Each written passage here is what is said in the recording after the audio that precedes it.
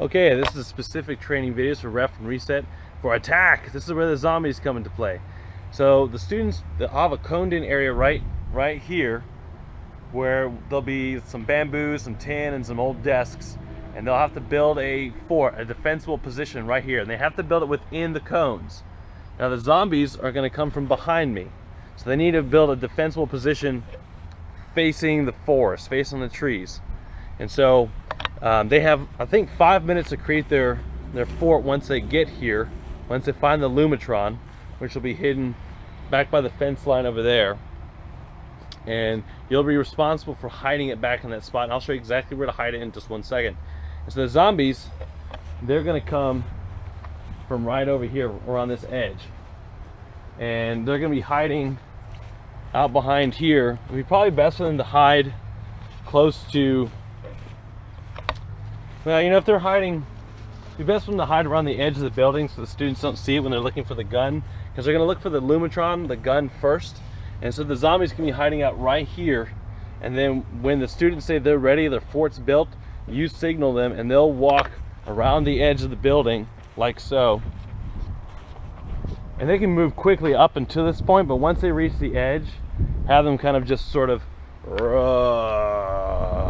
real slow zombie kind of thing, and you know, can throw their water balloons. We'll make sure a bunch of water balloons are filled up for them, and there'll be a bucket behind the trailer waiting with water balloons. We'll have some extra out there if you guys run out, but we should make enough for that.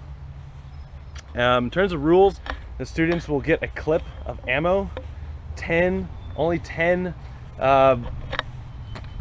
bullets.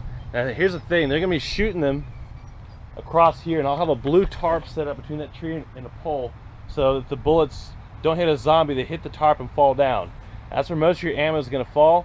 But one person needs to be responsible for looking where the ammo falls, maybe picking it up as they're shooting so that the ammo doesn't get lost. The grass is kind of tall, and so the ammo is kind of hard to find. Hopefully I have a black light so it'll be easy to find it. They glow in the dark, but they need 10, and we need to use as much as we can. I've got 16 bullets, and so we can only lose, no, I've got 26 bullets, so if we lose 16 we'll be okay. But each team needs 10 in a full clip in order for it to be fair. So let's try and pick up those bullets as best as we can, and then keep track of how many times the zombies get hit. If they get hit in the head, they're automatically dead. If they get hit anywhere else in the body twice, then they're dead. So 2 body shots to be dead, 1 headshot to be dead. And the zombies should know where they got hit, and they just instruct them to fall down dead once they've been hit appropriate amount of times. But if they didn't know but you saw, make sure they fall down dead. And if students do not defeat the zombies before they come and touch their fort, they run out of ammo, then assign 2 members with infection, and they must stop by the triage tent on their way to base camp. So they all must go to the triage tent, 2 people must be treated, and then once they've been treated, then they can go to base camp and their time ends. Okay? So those specific things, be sure to read the game rules so that you're familiar with it. You're the one kind of making sure things run smoothly and everything's fair. If they try and cheat, the consequence can be they're infected, they have to go back to the triage tent. See what else we got here. I think it's a specific thing. Oh, for reset, once a team has either completed the mission or failed and go to triage tent, once they leave, dismantle the fort, put the tin back on the ground, put the desks aside, and put the bamboo across the way, so that the next team has to rebuild something. They don't just find something ready and like, oh, I'll put this here.